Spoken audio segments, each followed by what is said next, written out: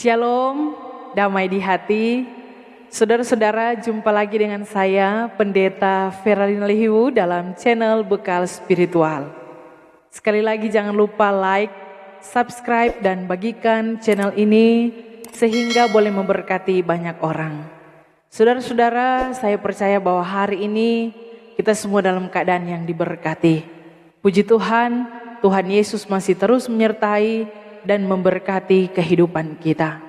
Saat ini saya rindu membagikan kebenaran firman Tuhan yang diangkat oleh MTPJ sesuai dengan bacaan Gemim dari tanggal 21 sampai 27 Maret di Minggu Sengsara yang kelima, yaitu terdapat dalam kitab Matius pasal 26 ayat 69 sampai 75. Tapi sebelum kita membacanya, marilah kita berdoa. Ya Tuhan Allah Bapa di sorga, kami sungguh percaya bahwa firman Tuhan adalah pelita dalam kehidupan kami. Dan saat ini kami akan membaca dan merenungkan firman-Mu. Biar kebenaran firman Tuhan ini akan menerangi hati dan pikiran kami. Sehingga senantiasa itu semua pun dapat kami lakukan dalam kehidupan kami. Berkatilah kami saat ini. Berfirmanlah Tuhan, karena kami telah siap dan rindu untuk mendengarkannya. Dalam nama Tuhan Yesus. Amin. Saudara-saudara, sekali lagi pembacaan kita dalam kitab Matius pasal 26 ayat 69 sampai 75. Diberi judul Petrus menyangkal Yesus. Sementara itu, Petrus duduk di luar di halaman. Maka datanglah seorang hamba perempuan kepadanya, katanya, "Engkau juga selalu bersama-sama dengan Yesus orang Galilea itu." Tetapi ia menyangkalnya di depan semua orang, katanya, "Aku tidak tahu apa yang engkau maksud." Ketika ia pergi ke pintu gerbang, seorang hamba lain melihat dia dan berkata kepada orang-orang yang ada di situ, "Orang ini bersama-sama dengan Yesus, orang Nazaret itu." Dan ia menyangkalnya pula dengan bersumpah, "Aku tidak kenal orang itu." Tidak lama kemudian orang-orang yang ada di situ datang kepada Petrus dan berkata, "Pasti engkau juga salah seorang dari mereka. Itu nyata dari bahasamu." Maka mulailah Petrus mengutuk dan bersumpah, "Aku tidak kenal orang itu." Dan pada saat itu berkokoklah ayam. Maka teringatlah Petrus akan apa yang dikatakan Yesus kepadanya, "Sebelum ayam berkokok, engkau telah menyangkal aku 3 kali." Lalu ia pergi keluar dan menangis dengan sedihnya. Demikianlah firman Tuhan. Saudara yang diberkati, saat ini tema yang diangkat oleh MTPJ sesuai dengan bacaan Gemim yang ada, yaitu jangan menyangkal Yesus Kristus. Saudara, kata menyangkal dalam Kamus Besar Bahasa Indonesia ada 3 pengertian. Menyangkal yang pertama berarti mengingkari, sama dengan tidak mengakui atau tidak membenarkan segala tuduhan. Sehingga menyangkal berarti mengingkari, tidak mengakui, dan tidak membenarkan segala tuduhan. Itu menyangkal. Pengertian yang kedua, menyangkal itu sama artinya dengan membantah, melawan, menentang. Itu juga menyangkal, saudara-saudara. Kalau yang pertama tadi mengingkari, misalnya contoh ya, ada tuduhan nih, tuh biar mampe anak rupa sama muka dengan bukan tapi anak itu. Karena memang padahal DP anak di luar, saudara.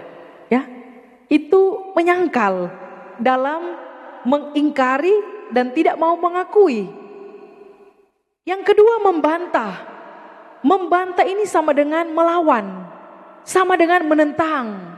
Ya, makanya saudara-saudara, anak zaman ini suka membantah orang tua. Itu artinya menyangkal, suka melawan, suka menentang. Ternyata itu menyangkal, saudara-saudara. Dan yang ketiga, menyangkal menurut kamus ini adalah menolak. Jadi dari pengertian menyangkal ini kita dapat mengerti bahwa ternyata ketika kita mengingkari, ketika kita tidak mengakui, berarti itu menyangkal. Dan ketika kita membantah, ketika kita melawan, ketika kita menentang, itu menyangkal. Dan ketika kita menolak, saudara-saudara, itu juga menyangkal. Sehingga saudara yang diberkati Tuhan, dari tema yang diangkat saat ini, jangan menyangkal Yesus Kristus. Sebenarnya apa yang terjadi dari bacaan ini? Siapa yang menyangkal, saudara-saudara? Tentunya kalau tanya siapa yang menyangkal dari bacaan ini, kita semua tahu. Bahkan kalau tanya anak sekolah minggu, orang tahu, saudara. Yang menyangkal Tuhan Yesus adalah Petrus. Ya, kalau minggu lalu kita bicara tentang pengkhianatan yang dilakukan oleh Yudas, saat ini kita bicara tentang penyangkalan yang dilakukan oleh Petrus. Luar biasa, saudara-saudara. Siapa Petrus? Petrus ini sekali lagi dia adalah murid Yesus. Dialah adalah seorang rasul. Namun Petrus ini dikasihi Tuhan Yesus. Karena dia murid yang dekat dengan Yesus, saudara-saudara. Sehingga kalau kita baca secara khusus dalam kitab Injil-Injil, dan lebih khusus dalam bagian Matius ini, kita mengingat cerita tentang bagaimana ketika Yesus berjalan di atas air. Semua ketakutan, saudara.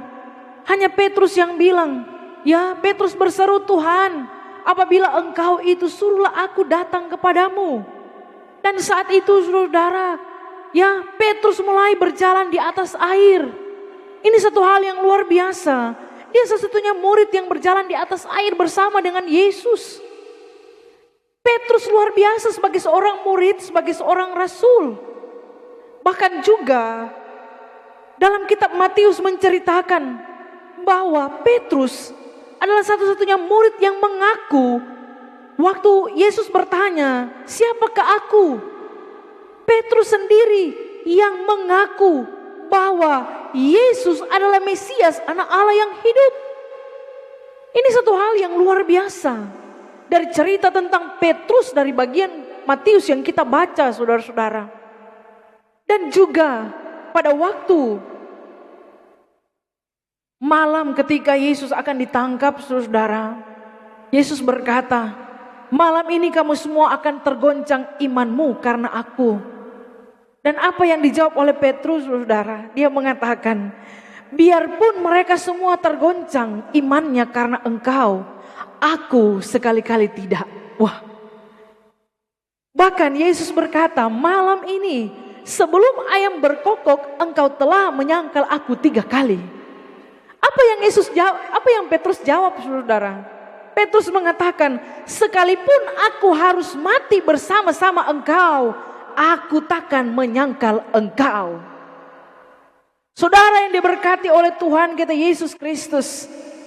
Memang ada banyak orang kalau berjanji cuma sampai di mulut, saudara. Ya, belum jadi banyak DP janji. Sarta so jadi lupa DP janji, saudara-saudara. Makanya ada banyak orang kagak ini masuk surga mulut tak tinggal, saudara ya.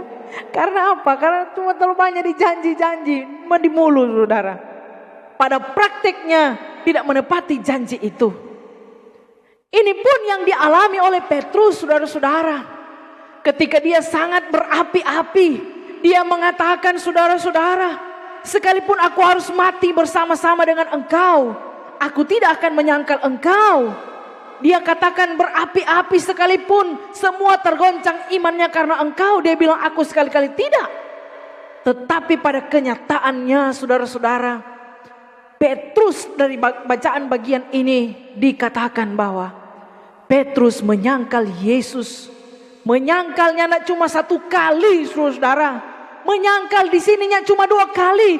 Tapi 3 kali Petrus menyangkal Yesus.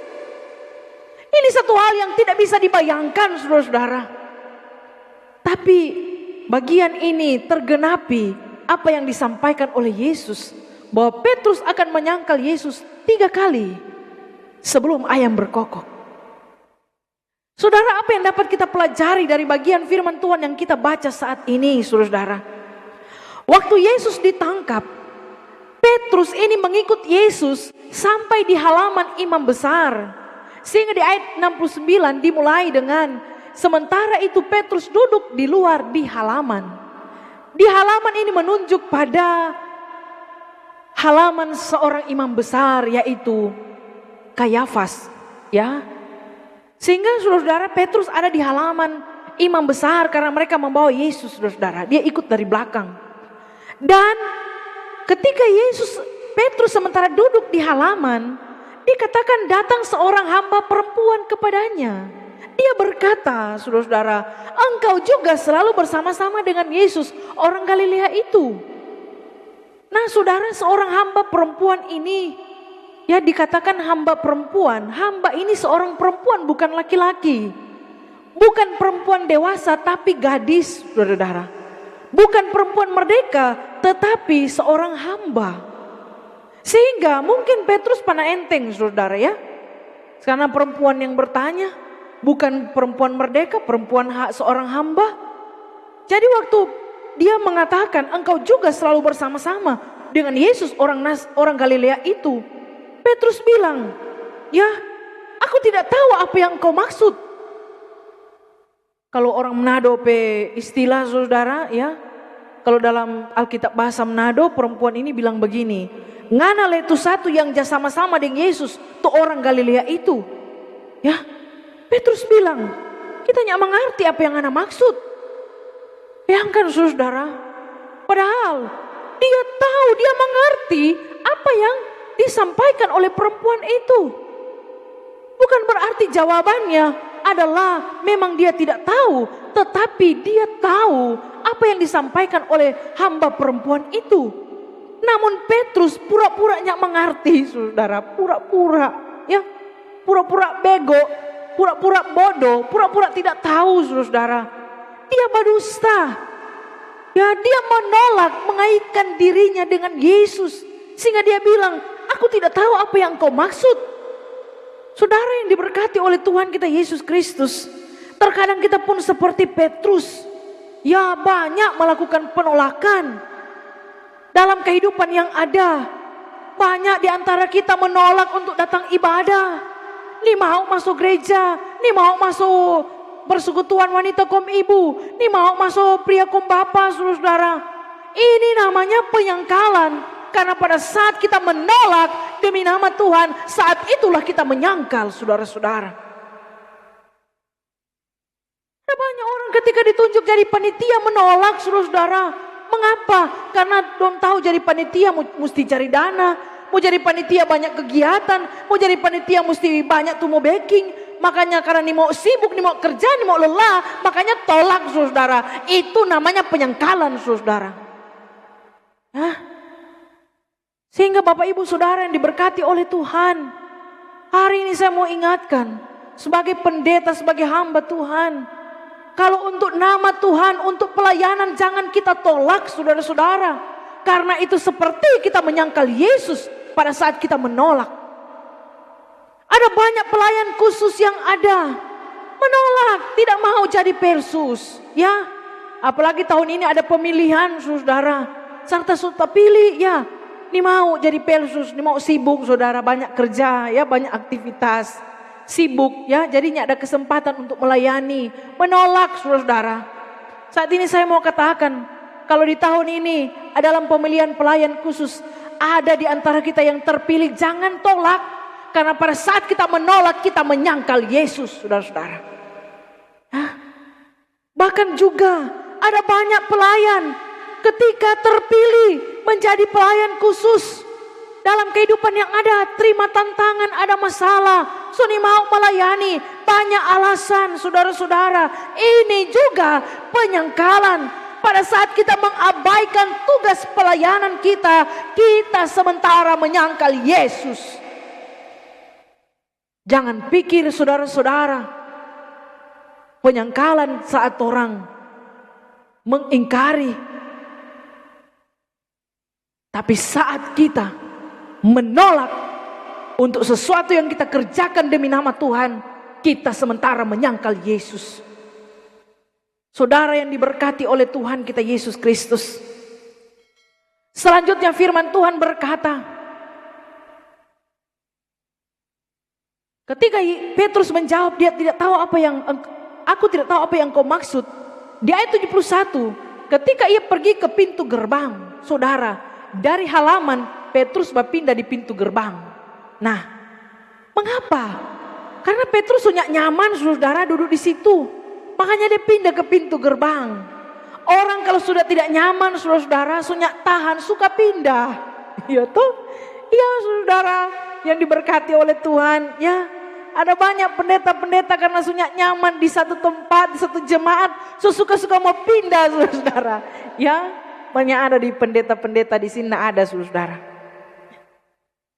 Ada banyak orang, saudara, suka pindah-pindah gereja. Alasannya nyaman, padahal DP hati busuk, saudara-saudara. Ya, makanya firman Tuhan bilang orang berdosa tidak akan tahan dalam perkumpulan orang benar. Bukan cuma pindah-pindah gereja, ada yang pindah-pindah kolom, saudara. Ya, kolom 1 nyak menyenangkan, so nyak nyaman, pindah kolom 2. Pas di kolom 2 dia bilang, aduh ini Persus lepe, pelit, pekoncudu, dia pindah, saudara. Ya Bapak Ibu Saudara, jangan sampai akhirnya orang pindah ke neraka, saudara. Ya, jadi orang, saudara-saudara, hidup ini bukan cari nyaman, tapi hidup ini kita harus cari Tuhan. Dimanapun kita ada, di gereja manapun kita ada, di situ ada Tuhan. Jangan biasakan orang pindah-pindah gereja, pindah-pindah kolom, berketetapan hati, saudara-saudara. Petrus pindah ke pintu gerbang. Pintu gerbang ini adalah jalan masuk utama dan merupakan tempat di mana orang-orang berkumpul. Dan pada saat itu dikatakan seorang hamba lain melihat dia dan berkata kepada orang-orang yang ada di situ. Kalau di atas dikatakan hamba perempuan, kalau di sini dikatakan hamba lain. Berarti lain ya, saudara-saudara, bukan orang itu, hamba lain. Tetapi pun NIV menerjemahkan hamba lain ini adalah perempuan. Jadi sama perempuan, saudara-saudara, masih perempuan. Memang saudara namanya perempuan, ya ibu-ibu Kang. Kalau sesuatu yang viral ya, yang lagi viral, memang ibu-ibu suka sekali kepo, saudara ya, tukang kepo, ya, tukang cari tahu ya, orang pe masalah, orang pe pergumulan, tukang kepo, tukang suka cari-cari tahu, saudara.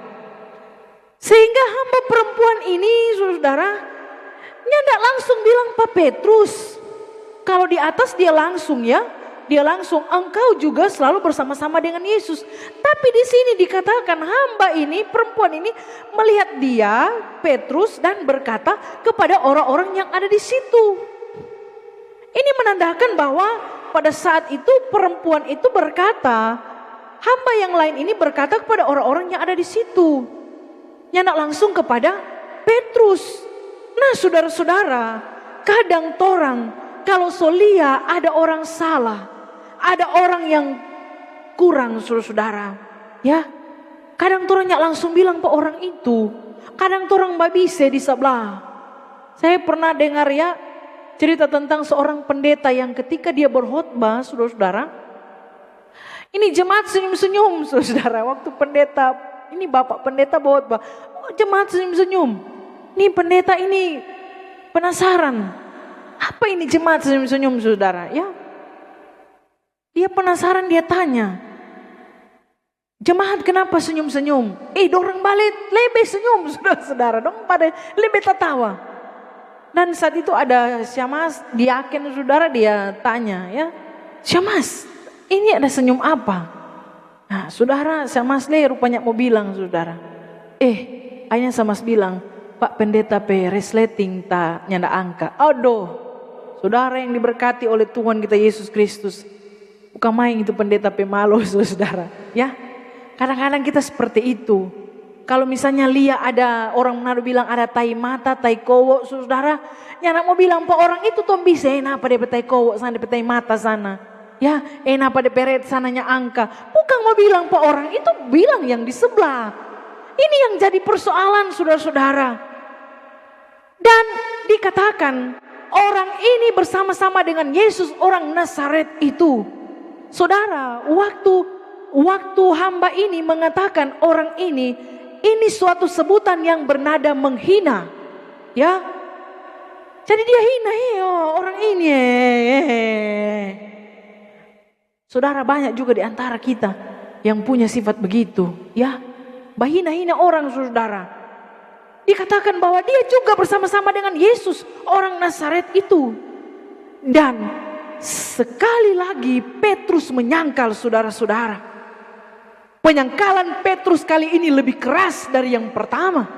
Kalau pertama Petrus cuma bilang kita nih tahu apa ngana maksud. Ya. Tapi yang kedua ini, saudara, dia menegaskan, ia memberi penegasan, dia katakan aku tidak kenal orang itu. Odoh, bayangkan saudara-saudara, dari dia bilang Tuhan kalau yang lain pe iman tagoncang kita nyanda.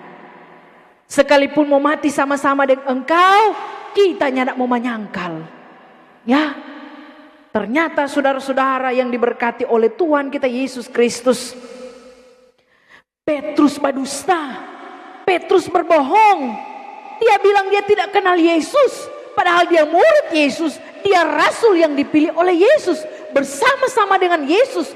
Di mana ada Yesus, di situ ada Petrus. Namun saudara-saudara, Petrus menyangkal, bahkan dia bersumpah palsu. Alkitab mencatat di penyangkalan yang kedua ini, dia menyangkal dengan bersumpah. Ya, kalau samling orang mau bilang, Kang, sungguh mati, tanyakan apa dia. Seperti itu saudara-saudara. Ya, sehingga Bapak Ibu Saudara yang diberkati Tuhan, orang kalau sobat dusta, dia akan berdusta lagi saudara-saudara, untuk menutupi DP dusta pertama, dan tidak segan-segan bersumpah palsu. Makanya Bapak Ibu Saudara hati-hati. Pada saat orang berdusta, orang akan menciptakan dusta berikutnya untuk menutupi dusta yang pertama. Maka dari itu, jangan orang jadi orang yang suka berdusta, saudara-saudara. Hidup ini mesti punya prinsip. Amin.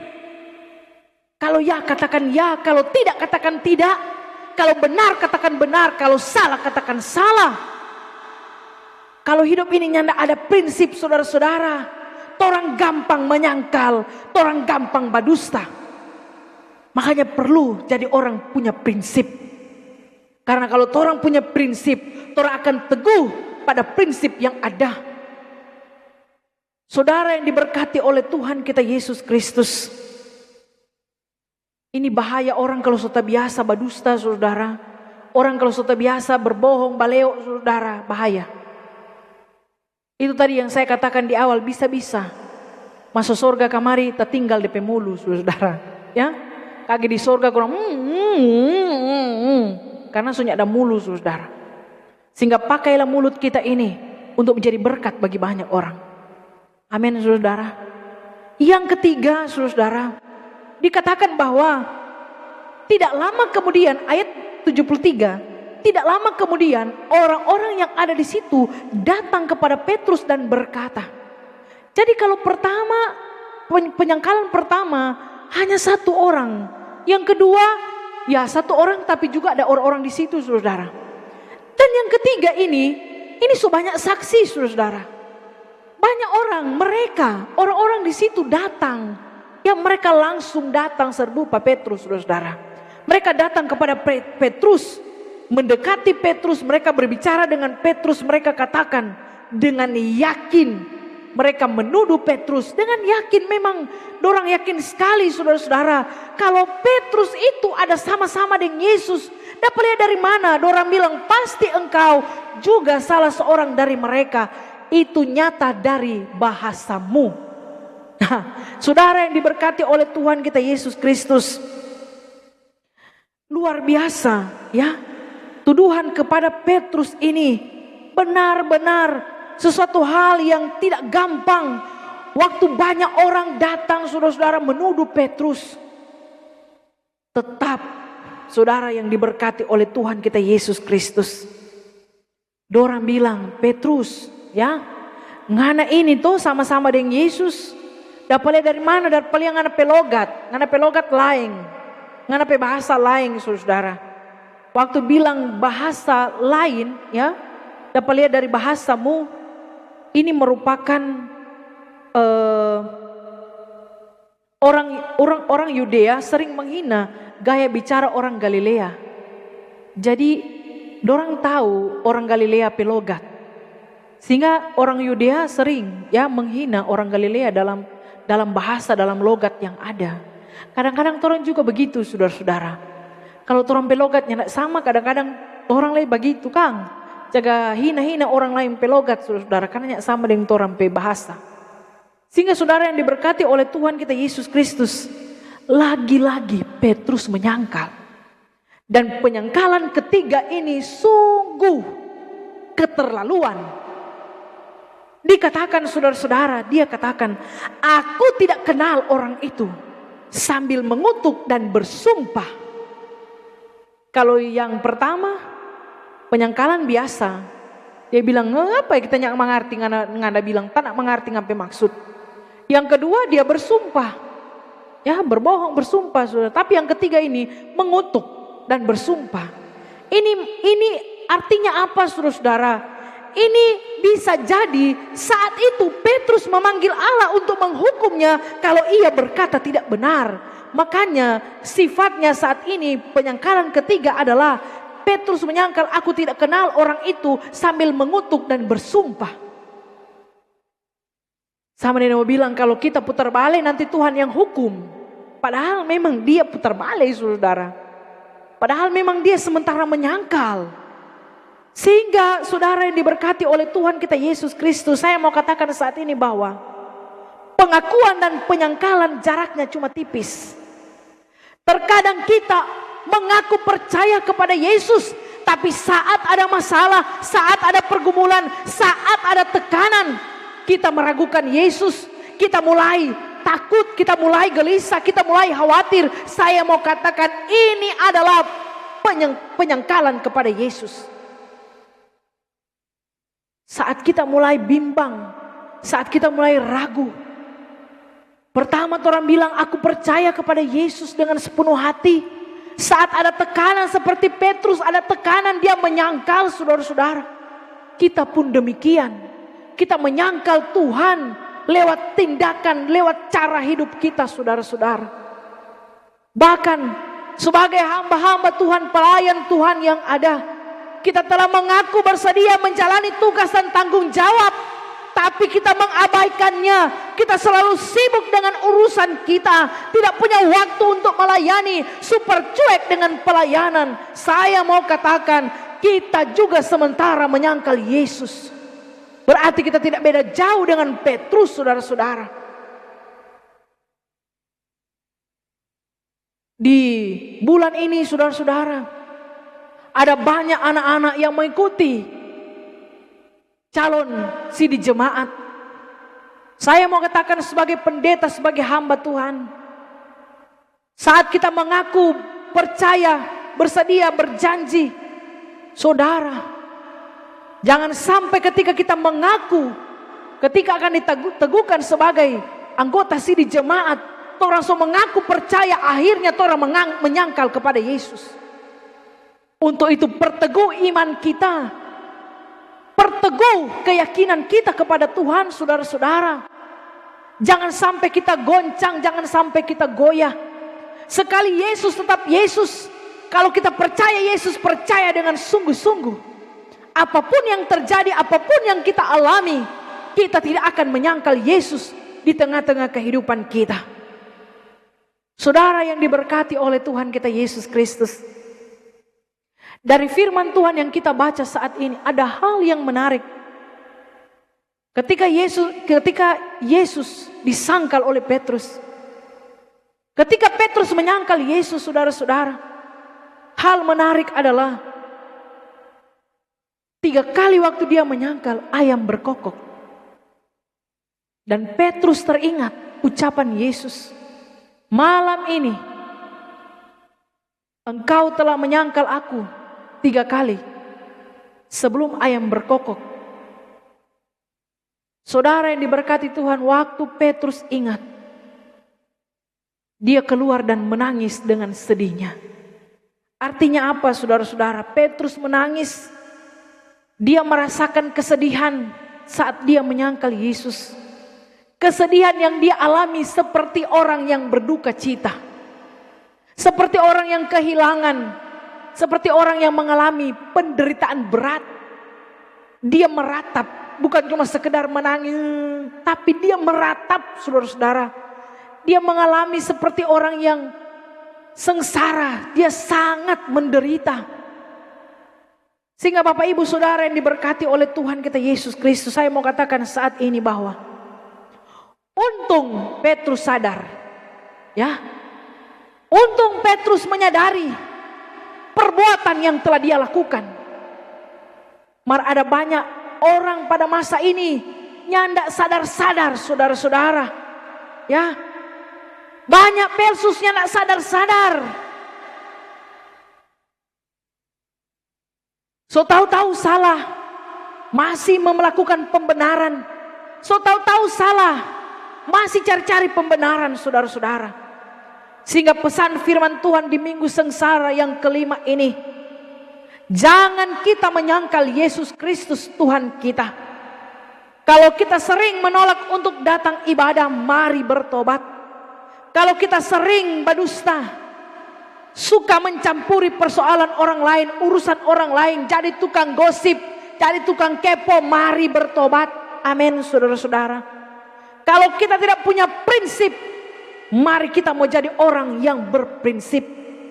Kalau kita sering mengabaikan pelayanan, terlalu banyak alasan, terlalu sibuk, terlalu ini dan itu saudara-saudara, mari bertobat dan mari melayani.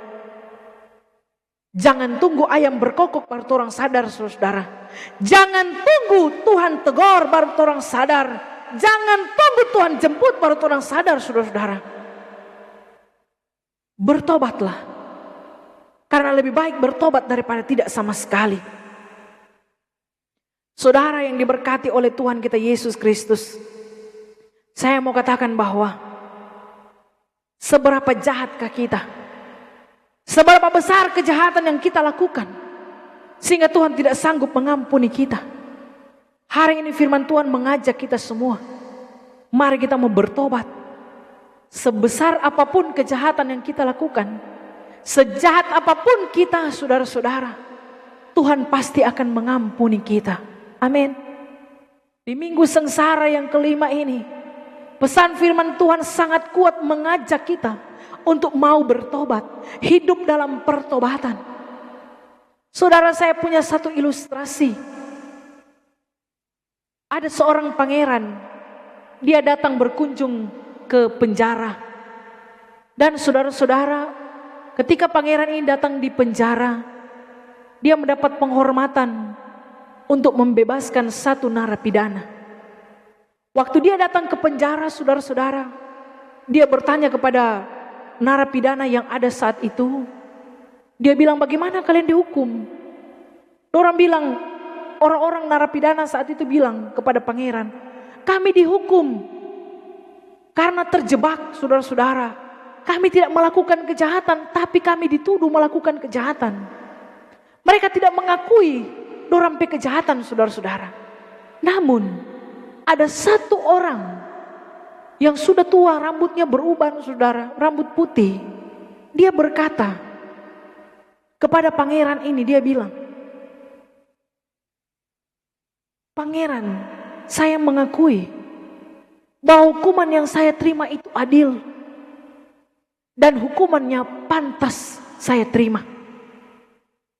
Waktu dia bilang begitu saudara-saudara, pangeran ini berkata, engkaulah orang pilihanku yang akan kubebaskan. Padahal saudara-saudara, orang ini dianggap paling jahat di penjara saat itu. Dianggap kejahatan yang paling besar yang dia buat. Tapi saat dia mengaku, dia dibebaskan. Saudara yang diberkati oleh Tuhan kita Yesus Kristus, sekali lagi, sejahat apapun kejahatan yang kita lakukan, kalau kita datang mengaku dengan sungguh di hadapan Tuhan, kita bertobat dengan sungguh-sungguh di hadapan Tuhan, Tuhan pasti akan mengampuni kita. Bukan orang sehat yang memerlukan tabib, tapi orang sakit. Kita butuh Tuhan, kita butuh pemulihan, kita butuh pertobatan, sehingga kita datang pada Tuhan. Saudara, kita ingat cerita tentang Yesus meninggalkan 99 ekor domba demi 1 ekor domba yang tersesat. Untuk itu, kalau saat ini kita sementara sesat, jalan kita sementara sesat, kita sementara disesatkan dengan kejahatan-kejahatan yang kita lakukan, mari bertobat dan datang pada Tuhan. Pasti kita akan diampuni. Semoga firman ini memberkati kita semua. Mari kita berdoa. Terima kasih Tuhan, ketika saat ini kami boleh baca, kami boleh dengar isi hati Tuhan lewat kebenaran firman Tuhan saat ini. Kami boleh merenungkannya, sehingga ini memberkati kami. Ajar kami Tuhan untuk selalu menyenangkan hati-Mu. Ajar kami Tuhan untuk selalu melakukan apa yang menjadi kehendak Tuhan dalam kehidupan kami. Kami percaya Tuhan, Engkau adalah Allah yang berkuasa untuk mengampuni kami.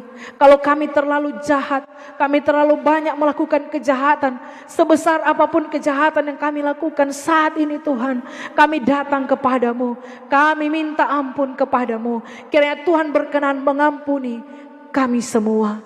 Terpujilah nama Tuhan. Biar firman ini, kami tidak hanya jadi pendengar yang baik, tapi kami mampu menjadi pelaku firman yang setia dalam kehidupan kami. Biarlah Engkau Tuhan Juru Selamat yang kami akui dalam hidup kami, yang akan terus menuntun, menyertai, dan memberkati kami. Terpujilah nama Tuhan. Haleluya. Amin. Demikianlah saudara-saudara, shalom, damai di hati.